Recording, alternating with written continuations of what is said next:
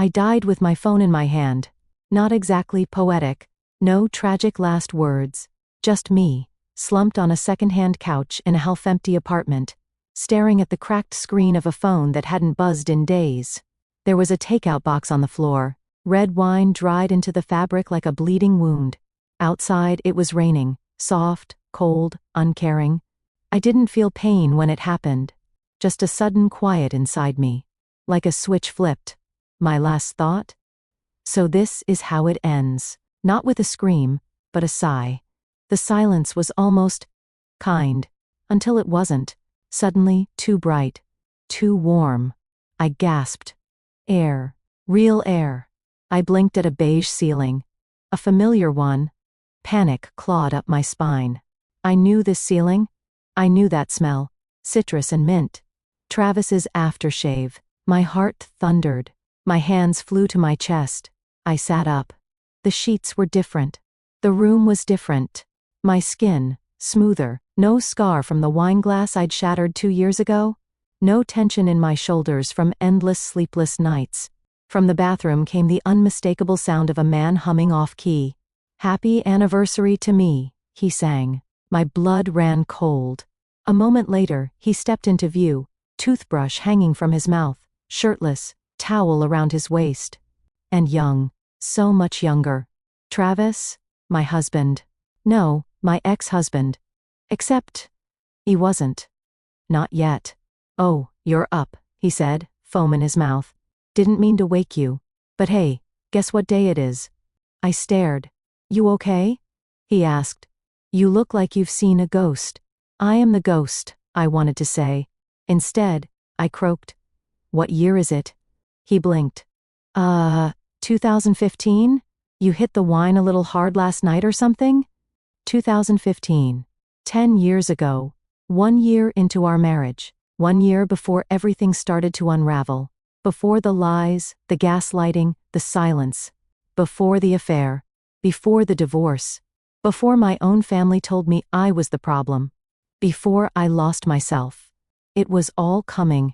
And he was standing there, casually brushing his teeth, like he hadn't already thrown my heart away in another life. I gripped the edge of the blanket. My breath came fast. My mind screamed. But outwardly, I smiled. "Sorry. Just a weird dream," I said, voice steady. Practiced. The old mask slipping on like muscle memory. He grinned. "Well, dream time's over. Big dinner tonight with my parents, remember? Mom wants to talk about the house." "Oh, the house. The one I paid for. The one he later forgot to mention when filing taxes." My jaw clenched. "Right," I said softly. "The house." He leaned over to kiss my forehead. "'Ter cute when you're groggy." I didn't flinch.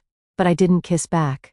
As he walked away, whistling that stupid song, I let myself feel it. All of it. The grief. The fury. The knowing. He didn't love me. Not then. Not later. Maybe not, ever. But I had loved him. Once. Too much. Too long. And where had that gotten me? Dead? Alone. In a one-bedroom apartment no one visited. But not this time.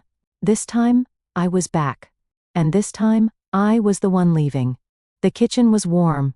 Sunlight poured through the big windows, golden and soft, catching the dust in the air like glitter. The smell of fresh coffee mingled with toasted bread. Everything looked peaceful. Domestic. Safe. It felt like a trap. I sat at the kitchen island, hands curled around a mug I hadn't touched. Travis moved around the kitchen like it was a dance he'd choreographed. Cracking eggs, humming off-key, commenting on headlines from a paper he didn't actually read. "Did you see this?" he asked, shaking the newspaper at me. "Another hotel merger. Should have bought stock in hospitality, huh?" I watched him move. The casual confidence, the easy smile, the way he kissed the top of my head on autopilot, like I was a pet. He didn't notice the way my body stiffened. Or if he did, he didn't care. Everything he said sounded like background noise, because I knew what he'd become. The cheating, the gaslighting, the years of making me feel like I was too much, or worse, not enough. How he'd chip away at me, little by little, until I barely recognized myself. And he would still sleep beside me every night. I took a sip of coffee. It was bitter. So, I was thinking, he said, sliding eggs onto a plate like it was a peace offering. We should start looking at that house Mom mentioned. It's closer to her place, and the yard would be great if we ever, you know, have kids. The implication hovered in the air. In our past life, we'd fought endlessly about children. He said he wanted them, but never lifted a finger toward the life that could support them. I was the planner, the doer. And when it didn't happen on my timeline, he blamed me. I stared at the plate. You really want to live closer to your mom? He gave a nervous laugh. Come on, it's not that bad. She loves you. And she's got great taste. You said so yourself. That was a lie I used to tell to keep the peace. I smiled, slow and cold. Right. Great taste. He didn't hear the iciness, or chose not to. He sat beside me, digging into his food like everything was fine. Like I wasn't unraveling 10 years of memory in my head. Like I wasn't already seeing the ending. He had no idea he'd already lost me. He already betrayed me, I thought. He just hasn't done it yet. I studied his face. The boyish grin. The slight curl in his hair that always fell over his forehead. The eyes that used to look through me. There was a time when I would have done anything to please him. To keep him. To be what he wanted. Now, all I could think was, I'm leaving. Not because of something new, but because of everything I already knew. And for the first time since waking up here, I smiled. A real one. Small. Private. Dangerous. Travis didn't notice. He was too busy texting under the table. Probably his boss. Probably not. I slid off the stool and rinsed my mug, calm as still water. That's when my phone rang. Mom. I hesitated, then picked it up. Hello? Catherine? Her voice was all disapproval and disappointment, even in a single word. You didn't call your mother-in-law yesterday. She waited all day. I closed my eyes. Are you even trying, dear? She added sweetly. Marriage is about showing up. I let the silence stretch. Then said, You're right. I'll make sure to show up. For myself. She didn't understand, of course. But I did. And I was just getting started. The bar smelled like citrus and spilled secrets. Warm golden light pooled across the dark wooden tables, and somewhere in the back, someone was laughing too loud. I sank into a leather booth by the window, already sweating through my blouse, though the AC was humming overhead. Then, I saw her. Haley strode in like she owned the place. High ponytail, leopard print heels, and a blazer over a concert tee that said "Not today, Satan." She spotted me instantly, raised a single eyebrow, and headed straight over. Well, she said, sliding into the seat across from me. Look who finally decided to come down from Mount Beige. I smirked. Still dressing like a divorced trophy wife? She grinned. Manifesting, honey. A waiter appeared. She pointed at the top shelf. 2 tequila shots. And keep them coming. She looks like she's either going to confess a crime or cry into a napkin. I'm not crying, I said. Yet. We waited in silence until the drinks arrived. Haley knocked one back in a single practiced move. I just stared at mine. You're stalling, she said, tapping the rim of my glass. Spill it, Lee. I haven't worn leopard print for a social call since 2019. I took a breath. And said it. I want a divorce. Her expression didn't change for a second. Then you mean a someday if things don't get better kind of divorce? Or a where's the good lawyer and who's taking the couch kind? The second one. A pause. She blinked slowly, then leaned back in her seat, staring at me like I'd just declared I was joining a cult. Oh shit, she said finally. You're serious. I nodded. She leaned forward again, voice lower. You, Cathy Lee, Queen of Just Give Him Time, Duchess of Maybe I Overreacted, that Cathy Lee wants a divorce? Yes. Why? Because I've already lived 10 more years with him. Because I died with no one. Because I gave everything and ended up empty. I just said, I'm done. Haley stared at me, then downed her second shot. Okay. Wow. All right. Hold on. She flagged the waiter. I'm gonna need lime, and salt, and maybe a cake. I'm not pregnant. I was thinking divorce cake, but okay. I laughed. Really laughed. It felt strange, like flexing a muscle I hadn't used in years. So, what happened? She asked, more gently now. Everything. Nothing. He hasn't cheated yet, but he will. He hasn't made me feel invisible yet, but he will. I don't want to wait around this time. She looked at me long. I always thought you didn't trust me. I didn't, I said. But I should have. I was too busy trusting the wrong people. Haley tilted her head, like she was trying to find the old me in my face. I like this version better, she said. A beat of silence. Then she raised her glass again. To starting over. And doing it your way this time? I clinked mine against hers. The tequila burned, but in a good way. Like fire that warmed instead of scalded. I'm going to file next week, I said. No second chances. No talking it out. Just done. Haley smiled, wicked and proud. Then let's make it legendary. I arched a brow. Legendary? She leaned in, conspiratorial. Let's burn it down in heels. We both laughed, loud enough to turn a few heads. And I thought, this is how it starts, not with heartbreak, but with a shot, a smile, and a friend who brings the lime. Let's make it beautiful, I said. Let's make it brutal, she added. We clinked again. Let's make it count. The lamp in the living room buzzed faintly, casting a cold yellow glow over the beige furniture. Travis was on the couch, feet up, scrolling through his phone like he was waiting for someone more interesting to text back. I stood by the bookshelf, pretending to look for something I didn't need. I could feel him watching me. You okay? He asked, not looking up. You've been weird lately. I turned, slowly. Weird how? He shrugged. I don't know. Quiet. Distant. You didn't even flinch when my mom suggested that baby name list. Because in another life, I flinched for 10 years straight. I'm just tired, I said. You're always tired these days. Maybe I'm tired of pretending. That made him look up. What's that supposed to mean? I didn't answer. I didn't owe him an answer. Not anymore. Instead, I walked past him and grabbed a glass of water from the kitchen, letting the silence grow between us like smoke. He hated silence. It meant he wasn't in control of the room. You didn't even laugh at that dumb video I showed you, he added. The dog in the, what was it, shark costume? You showed it to me last year, I said calmly. Twice. Oh. He sounded small for half a second. Then, defensive. Seriously, Cathy, you're acting off. If something's wrong, just say it. Don't get all icy. I met his eyes. Flat. Cold. You always called me icy when I didn't smile on command? He opened his mouth, closed it.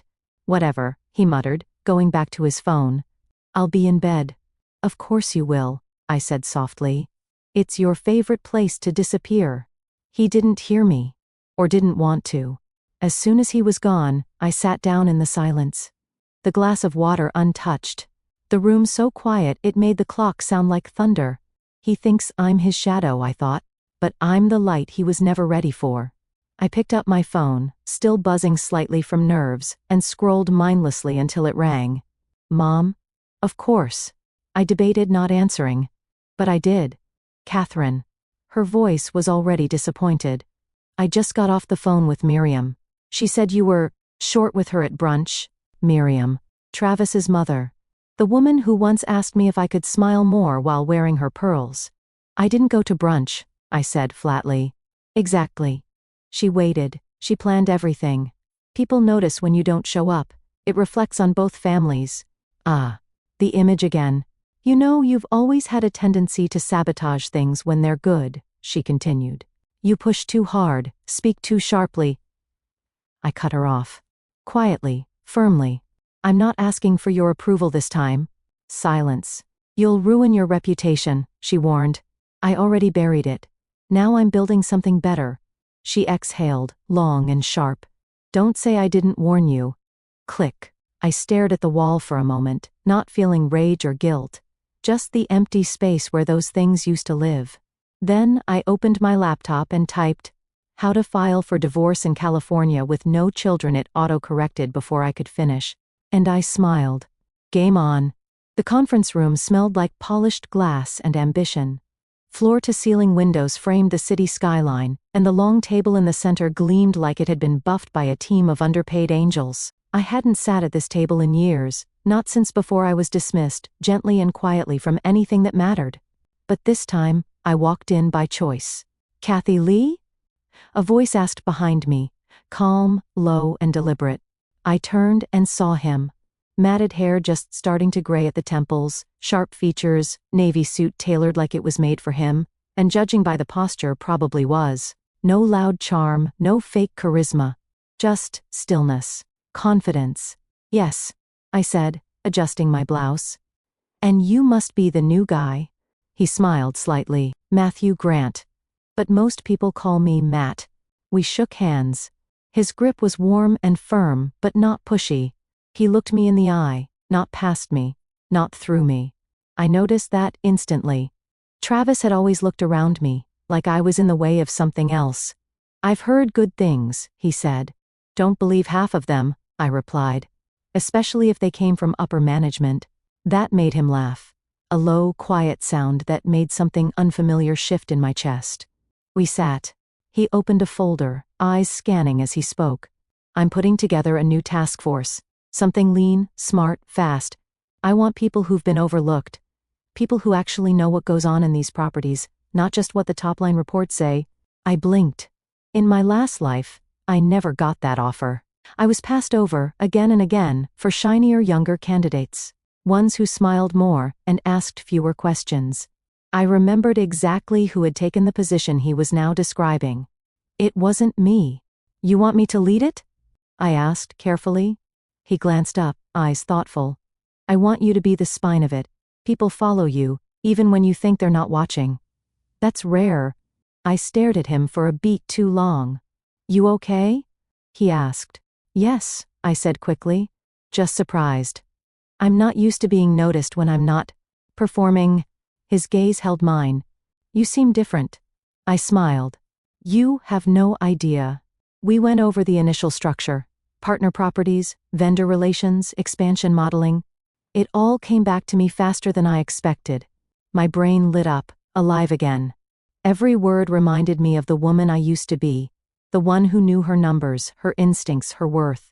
Matt paused, watching me speak. "You like this stuff," he said, not as a question. "I used to," I said. Then I forgot. He didn't push. Just nodded once. "Well, let's help you remember."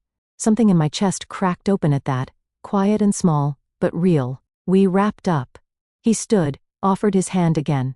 "You in?" I didn't hesitate. "I'm in," and I meant it. As I stepped out of the conference room, sunlight spilled across the hallway tiles, catching the shine in my heels.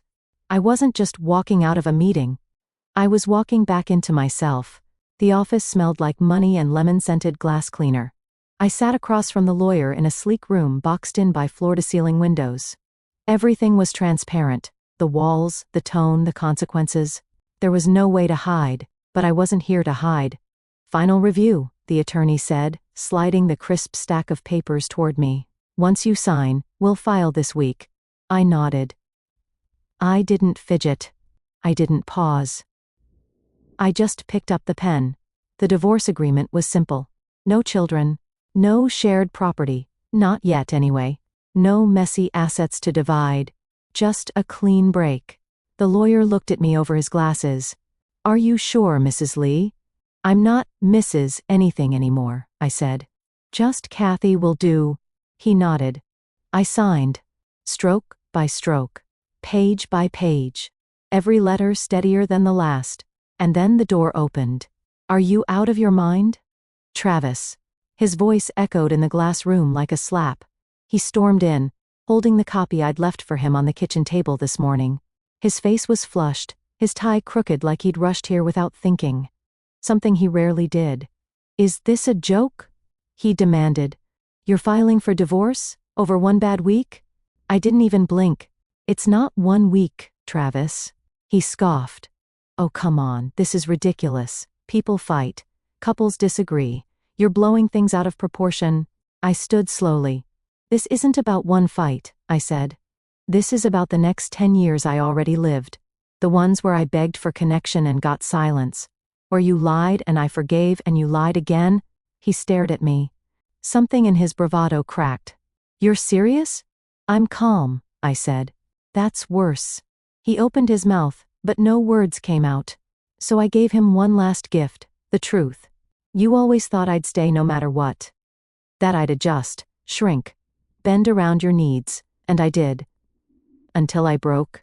I reached into my bag and pulled off my wedding ring. It came off easily. Now it's your turn to sit in the silence. I dropped the ring on the table between us. It clinked against the wood, sharp and final. Travis stared at it like it might explode. I walked past him, through the glass door, heels clicking like a countdown. The moment I stepped outside, my phone rang. Mom? Of course. I sighed and answered.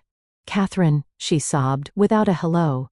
Tell me this isn't true. Tell me you're not destroying your marriage over some petty nonsense. It's not nonsense, I said evenly. You're throwing away your reputation, your future, your family. No, I replied. I'm throwing away your expectations. My future is finally mine. She gasped, like I'd hit her. I did everything to raise you right, she snapped. And this is what I get? You raised me to endure, not to live, I said. That ends now. Click. I didn't cry. Outside, the air was cool against my face. The city moved on like nothing had happened, people crossing streets, sipping lattes, arguing into Bluetooths. And there I was, still standing. I texted Haley, see, it's done. H. How do you feel? See? Like I just stepped out of someone else's skin. I glanced down at my hand. No ring. No weight. Just me. And for the first time in a long time, that was enough.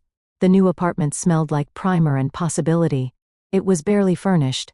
A bed, a second-hand couch, one lonely lamp in the corner that buzzed faintly at night. The silence here wasn't heavy like it had been in the old place. It was clean. Still. But sometimes, stillness has teeth. That night, I woke up gasping. The dream had been so vivid I could still feel it in my chest. The coldness, the wine stain on the couch, the broken glass.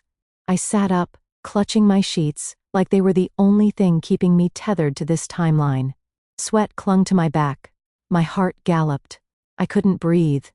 It was happening again, a full-blown panic attack, just like the ones I used to hide in bathroom stalls at work, waiting for my mascara to stop running. I stumbled to the bathroom and flicked on the light. The mirror above the sink greeted me. And I wasn't alone. She stood there, the woman I used to be. Same eyes. Same face. But drained. Smaller. Eyes red-rimmed and rimmed with guilt. Hair pulled back too tight. Smile that didn't quite reach. You almost got out, she whispered. I blinked, and she stayed. I did, I said aloud. I'm out now. She tilted her head. But, are you free? My breath caught. What do you want from me? To remember. The lights flickered. In the mirror, cracks began to snake across the glass, delicate at first, then growing sharper, deeper, like a web spun in pain. But the reflection, her, kept smiling. Slowly. You lived for everyone but yourself, she said. And it killed us. Tears slid down my face without permission. I didn't know how to choose me. You do now, she whispered. The glass finally shattered. I gasped and stumbled back, but when I looked again, the mirror was whole. My reflection was just mine. Alive, real, awake. My knees hit the cold tile. I let myself cry, silent, shoulder-shaking sobs that came from somewhere deeper than words. It wasn't grief. Not quite. It was release. I didn't know how long I stayed there. Eventually, the knock came. Soft. Hesitant. I opened the door in a hoodie and bare feet, mascara smudged, hair wild. It was Matt. Standing in the hallway, still wearing yesterday's suit and a concerned look that didn't feel performative. It felt earned. Hey, he said quietly. I know it's early, or late. I don't even know what time it is, He paused. I don't know what's going on with you, but something's different, you're different, and I don't need to understand it, just, if you need someone. His voice dropped even lower. I'm here. If you want me. I stared at him, blinking through the haze of too many emotions. You came all the way here, I said, barely above a whisper. He shrugged. Couldn't sleep. A beat passed. Then I stepped aside, just enough for him to see the lamp, the mess, the real me. And I said, "Come in. But only if you're not scared of ghosts." He smiled, slow and tired. "I'm not. I'm just scared of coffee without creamer." I exhaled, not quite a laugh, not quite a sob. Something in between. And for the first time that night, I didn't feel alone. The countryside hotel was wrapped in quiet. Pine trees lined the property like silent guardians, and beyond them, the night stretched out in stars and soft darkness. Our project meeting had run late. Most of the team had gone to bed. But Matt and I had lingered. Now we sat across from each other in the lounge. A bottle of red wine between us, half-empty glasses in our hands. A fire crackled nearby, giving the room a golden flicker that made the walls feel closer, safer. Matt leaned back in the armchair, one ankle resting over his knee. His tie was loosened, shirt sleeves rolled to his elbows. He looked tired, real. "You're good at this," he said. I blinked. "At wine?" "At running things, steering the room. People listen to you." I looked down at my glass. "Not always." I didn't say always. I said now. A pause. "Then," he added, more carefully, "you've changed. I don't know who you used to be, but you carry something with you, like grief that's been pressed flat." I smiled faintly. "You're not wrong." He tilted his head. "You act like someone who already lost everything." I took a sip of wine. It was dark and warm and a little bitter. He didn't speak. He just waited. And maybe it was the wine. Maybe it was the stars outside. Or maybe it was the fact that he looked at me like I wasn't broken, just bruised. And didn't seem afraid of either. "You said I carry something," I said quietly. "What if I told you? I already lived through this life once. All of it. The mistakes, the heartbreak, the silence, the divorce, the emptiness. I died knowing no one would remember me right. And now I'm here again, like the universe gave me a do-over I didn't ask for." He didn't laugh. He didn't question my sanity. He just said, "Then I guess it's your move." I met his eyes. "You walk like someone whose life was stolen," he said gently. "But now you walk like you're here to take it back." I set my glass down. "She really was stolen," I said. "That girl, she gave everything away, time, dignity, love, in the name of being chosen. But now?" I looked at him. Really looked. "Now I'm choosing me." His gaze held mine, steady and quiet and searching. Then he stood and offered me his hand. "I don't want to take anything from you," he said. "But if you decide to share something, I'll treat it like it's holy." The words broke something open inside me. Slowly, I reached for him. We moved through the dim hallway to my room like we were the only two people left in the world. When he kissed me, it wasn't urgent. It wasn't desperate. It was patient, like he wasn't trying to conquer me, but meet me. His hands were warm against my skin, his mouth soft but sure.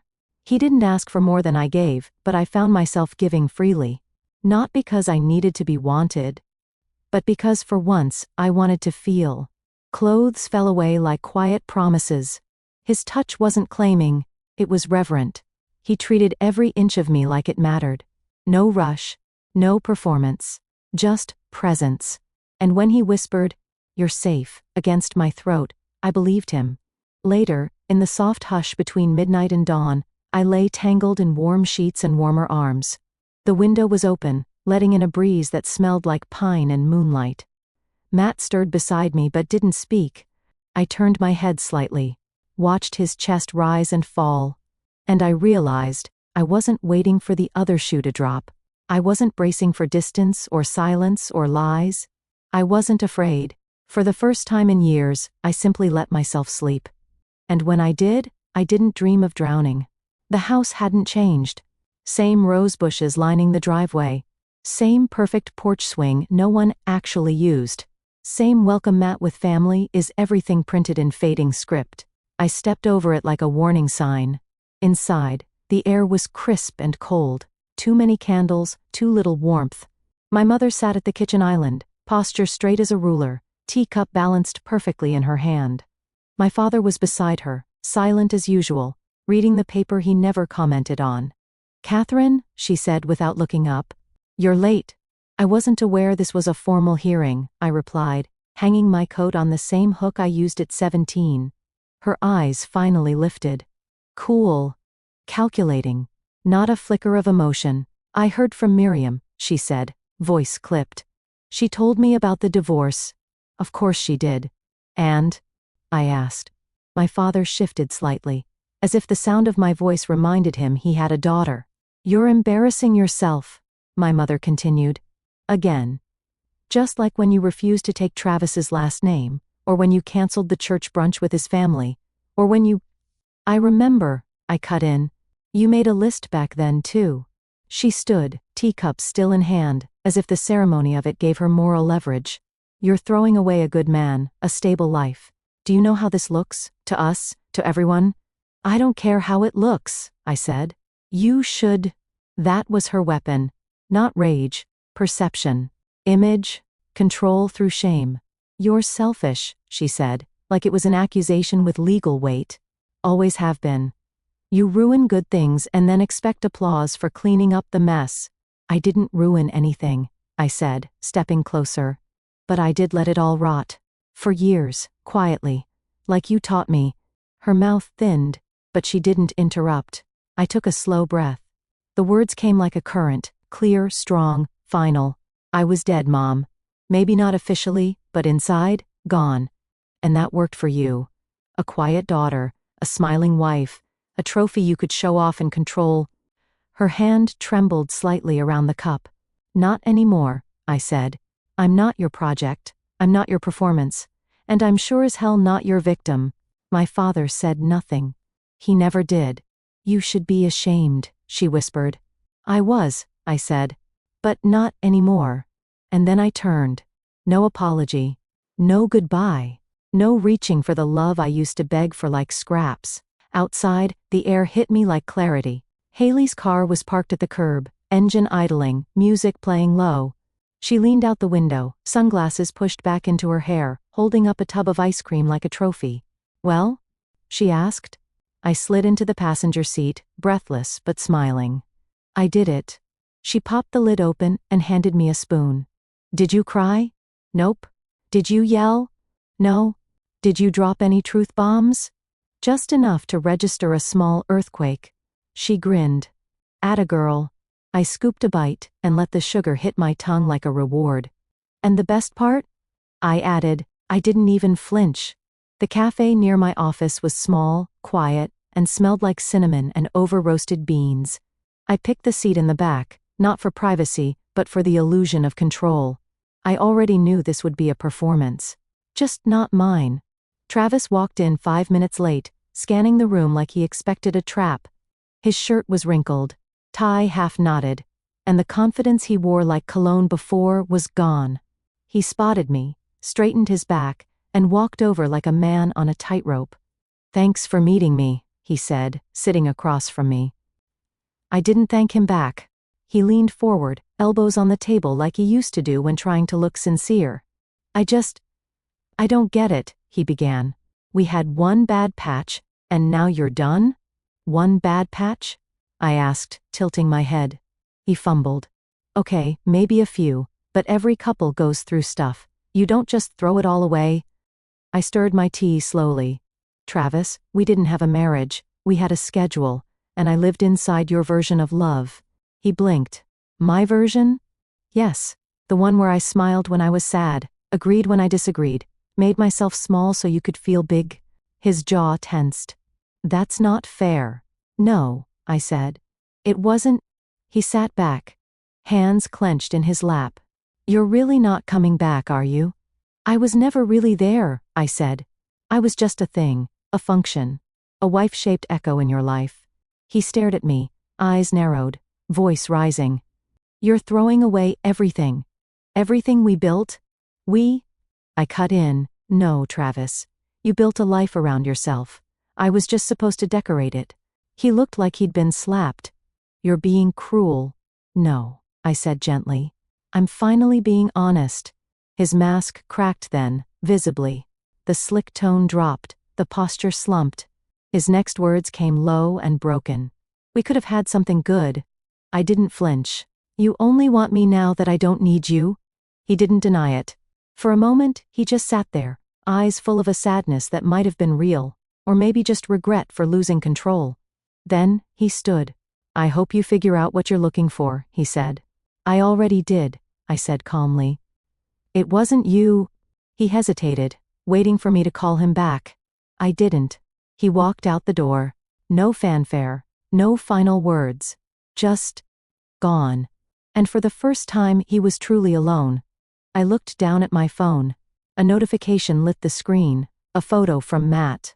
It was a shot from the project site, a ribbon-cutting ceremony, our team smiling under bright banners, champagne in plastic cups. My name was on the banner too. Matt, we nailed it. Wish you were here. I smiled. Slow, warm, real. Cathy, I'm exactly where I need to be. The ballroom was lit with soft gold and lined with rows of crisp white chairs, all facing a sleek black stage framed by floor lights. The banner behind me read, Redefining Growth, Leading from Within, and just below it in bold, clean letters, Cathy Lee, founder, Elevate Consulting. I stood at the podium, heart steady, heels grounded, notes untouched. I didn't need them, I knew who I was now. I spent a lot of years chasing someone else's definition of success, I told the crowd. The corner office, the marriage, the approval of people who only showed up when it served them. And for a long time I thought if I could just work harder, smile brighter, stay smaller, I'd be enough. A pause. Dozens of faces watched me in silence, some nodding, some holding their breath. But small doesn't scale. And I didn't break through the glass ceiling. I walked away from the entire building and built something better. Light applause. A few smiles. I scanned the room, and found him, standing in the back. Matt, button down open at the collar, arms crossed, watching me not like a man in love, but like a man proud of the woman he loves. That was better.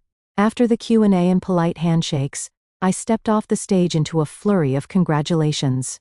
I shook hands, accepted business cards, politely dodged 2 interview requests. But Matt waited until the crowd had thinned, then fell in step beside me as we walked out onto the sunlit terrace. You were incredible, he said. Too many metaphors? I asked. He grinned. Just enough. The city stretched below us in soft afternoon light, busy, loud, alive. I leaned on the railing, letting the warmth of it seep into my hands. He stayed beside me, not speaking. Then, finally, he asked it. Are you happy? I turned toward him, letting the question settle. No, I said honestly. Not all the time. He didn't flinch. But I'm free, I continued. And for the first time that means I can be happy, on my own terms. With people who show up because they want to, not because they want to fix me. He nodded slowly, not as someone who needed to be needed, but as someone who understood that wholeness doesn't require rescue. I looked up at him. You've never tried to save me, I said. No. He agreed. Just tried to be where you are. We stood like that for a moment, 2 people who had walked through their own ruins and decided not to rebuild the same house. I reached for his hand. And this time, I wasn't offering it as a plea for support. I was offering it as an equal. He laced his fingers with mine, quiet and steady. Behind us the sounds of the conference hummed on, coffee carts clinking, footsteps on tile, voices making future plans. But out here, on this terrace, under the pale sky and the warmth of a new chapter, I just breathed, and knew I had made it through. The street was the same. Same cracked pavement. Same leaning lamppost casting sleepy light on the corner. Same apartment building with peeling paint and that one flickering hallway bulb that never got fixed. But this time, I wasn't climbing the stairs to die inside it. This time I was standing across the street, watching the place where my old life ended, and holding the key to the one I'd built instead. The metal felt cool and solid in my hand, but not heavy. It was engraved, Elevate Consulting, Suite 402. My name was on the door now. My terms. My future. You okay? Matt asked gently, beside me. He wore his usual, clean lines, open collar, hands in pockets like he was ready for anything or nothing, whatever I needed. He wasn't holding me, but he didn't have to. He was here. That was enough. I nodded, my gaze still on the window of the old place. 2nd floor, Third window from the left. I used to cry behind that curtain, I murmured, silently, for hours. And no one ever noticed. Matt said nothing. He knew this wasn't a moment to fix, just one to witness.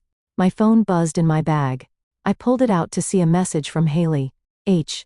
Don't forget to stock snacks in the new office, H. And tell Matt that if he ever breaks your heart, I know where he parks. H. Proud of you, you glorious Phoenix Queen. I smiled, tears stinging but not falling. She's insufferable, I said. Matt peered over. She's also why you didn't walk out of your mom's house with a felony. True, I laughed. The wind picked up, cool and clean, brushing hair from my face. I breathed it in. Fully. You know, I said, still staring across the street. I used to think the worst thing that ever happened to me was being left. Matt glanced sideways. And now? I turned to him, smiling. Not brightly, not for show. Just, honestly. Now I think the worst thing was that I stayed. He nodded, slow and soft. You don't do that anymore. No, I said. Now I walk away. First, if I have to. The streetlight changed. People moved around us, lives buzzing forward. We didn't. We stood still, two people who had stopped rushing, who had finally learned the beauty of choosing, not chasing. I looked down at the key again. Then, up at the sky. Same spot, same street. But I wasn't holding a phone this time, waiting for someone to call me back to life. I was holding a key to my office, my voice, my freedom, myself. And I wasn't alone. Matt touched my hand, no pressure, just presence. I closed my eyes. And in that last flicker of memory, of wine stains and flickering lights and a woman dying quietly on a couch, I whispered to her, "You made it." Because she had, and so had I. In my last life I died waiting for someone to choose me. In this one I chose myself first, and everything else followed.